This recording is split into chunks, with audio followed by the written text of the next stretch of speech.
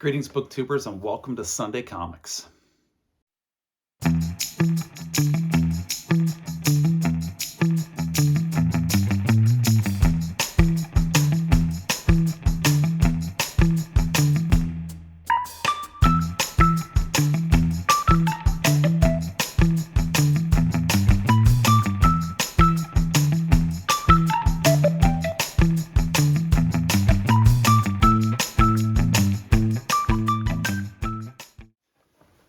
Greetings, booktubers. Welcome back to Grammaticus Books. Welcome to a Sunday Comics edition of Grammaticus Books, where today we are going to talk about Savage Sword of Conan, issue number 26 and 27, which is the adaptation of the Robert E. Howard story Beyond the Black River.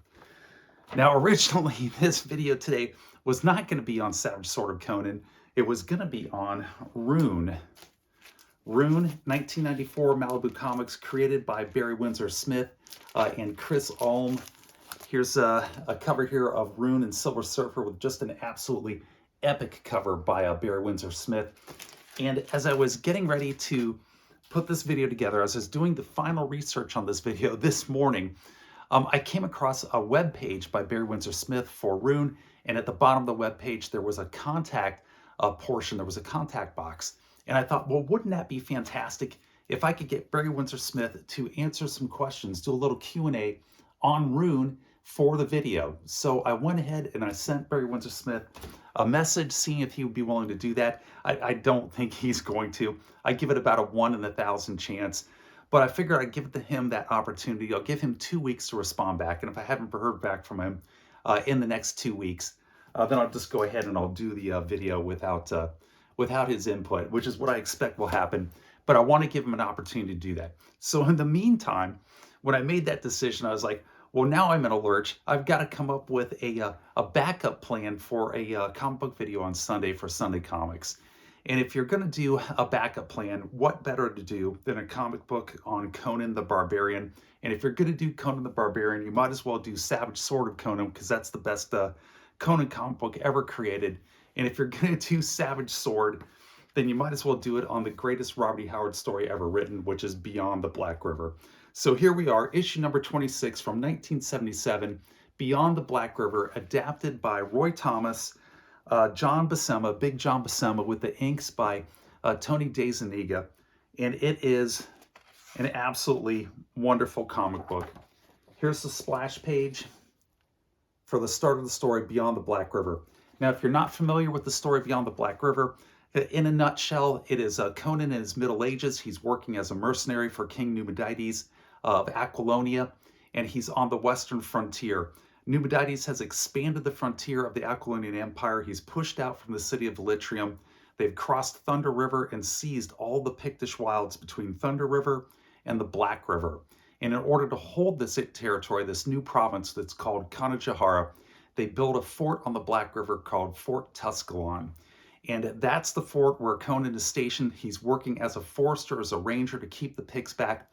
And the Picts, understandably, are very upset that they've been pushed out of this land and are trying to take it back under the guidance and the leadership of a Pictish sorcerer called Zogar Sog.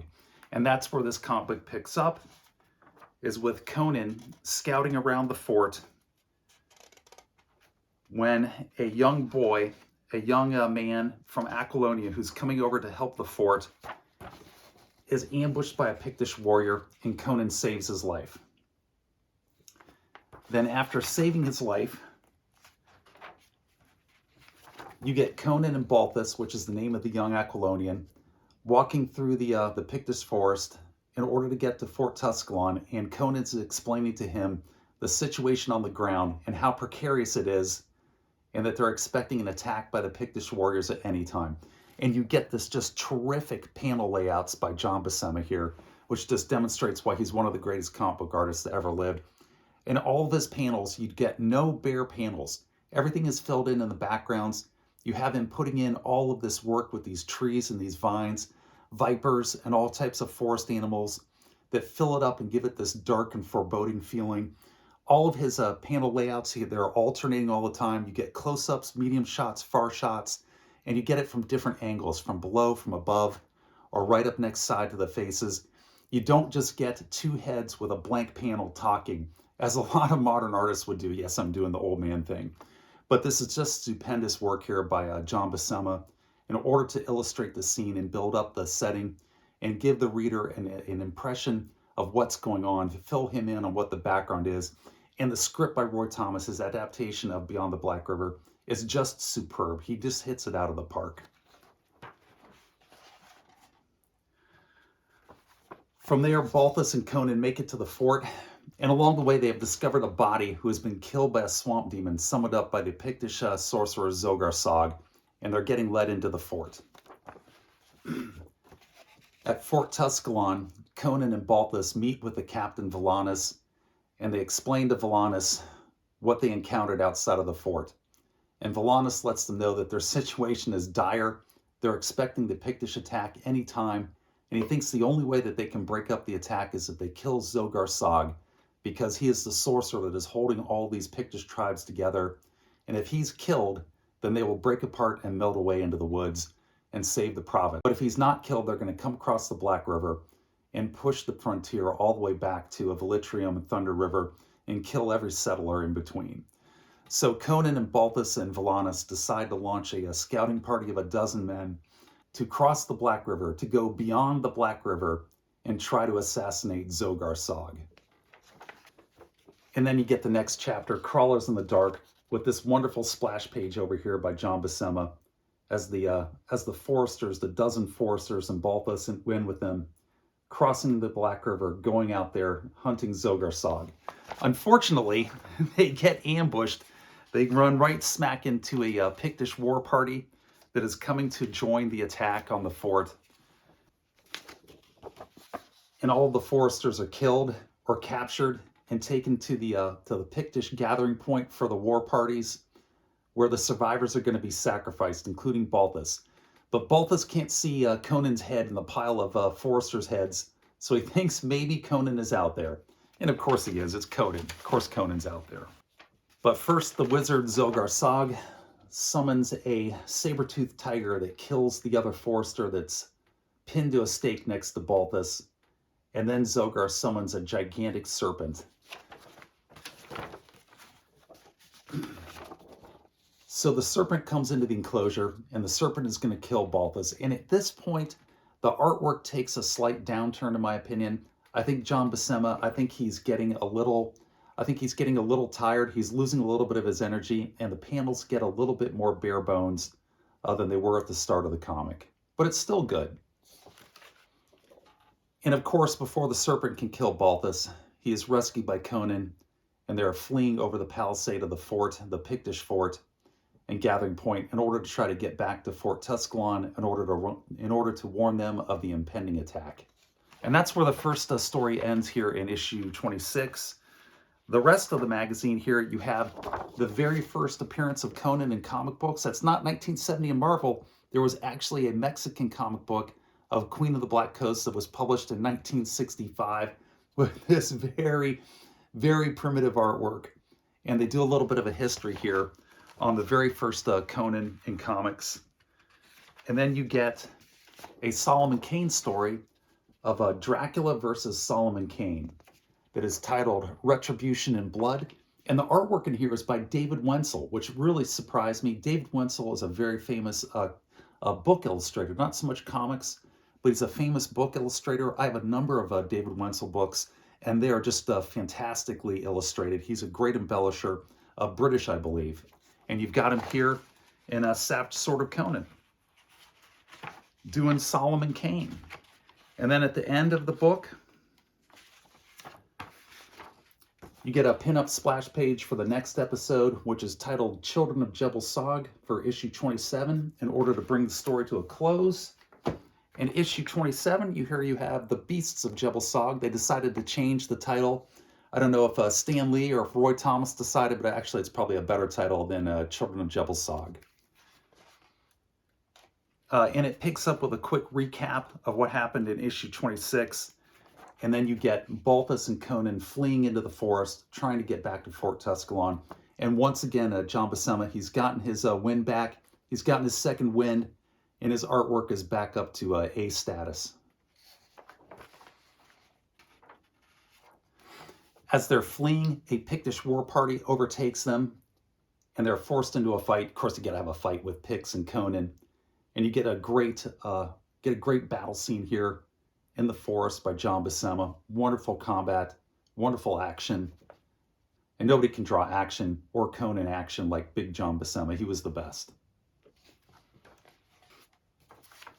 So Conan and Balthus, they pick up a dog. It was a stray from a settler's cabin that was fired, and the inhabitants killed by the Picts some months earlier. And this stray called Slasher decides to accompany them. They get to the fort, but the fort is already under attack. They're too late. So Conan goes to warn the men of the settlers who are east of the Black River, who have gone off to mine salt. And he sends Balthus to warn the women and the children, and to get the women and the children back to Velitrium. So Slasher and Balthus run into a war party of Picts that has crossed the river ahead of the fall of Velitrium. They've gone in advance of the main war party. They couldn't wait for the fall of Velitrium in order to loot and kill. And they're defending the settlers, and they have another good battle scene here with Slasher and Balthus. And then Slasher and Balthus wind up in a heroic rearguard action here, defending the settlers, buying them time so that the women and children can make it to Velitrium. And they sacrifice their lives heroically in order to save the settlers. And in the meantime, Conan has gone to get the men who went to the salt mines in order to get salt. And he comes across the swamp demon that has been killing people at the command of Zogar Sog. And Conan and the swamp demon have it out. Mano-y-mano, or mano-y-devil, as you should say. I guess it would be more appropriate. And of course, Conan prevails with his cold steel. And when he kills the swamp demon, then the wizard Zogar Sog falls dead in his tracks. And that breaks the will of the Picts, who then turn back before they can complete their total conquest of the land all the way up to Velitrium. And that's basically the end of the story at that point. You get an epilogue and afterword with Conan talking to the lone survivor from Fort Tusculon.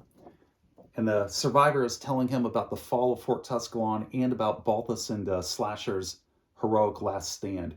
And at this point here, I will say that the script by Roy Thomas falters a little bit. It's been phenomenal up to this point. It's just been a superb adaptation by Roy Thomas, but he misses the vibe of the original story. He condenses a lot here in this final page with that conversation in the tavern at the end of the story. And I think he left out some parts that he probably should have put into it. It would have been worth a couple extra panels to put it in there. But other than that, it's an absolutely fantastic story. And in the rest of the magazine here for issue number 27, you get some pinups in the back. And I was looking at the pinups, and I was amazed to see a pinup by Clyde Caldwell of Dungeons & Dragons fame from 1977 over here. Just fantastic pen and ink work, wonderful stuff. And then on the other page, right on the opposite page from Clyde Caldwell, you have a pinup from Jeff Easley, also a famous Dungeons & Dragons artist. So right across from Clyde Caldwell, you've got Jeff Easley doing a pinup here, and it's fantastic as well.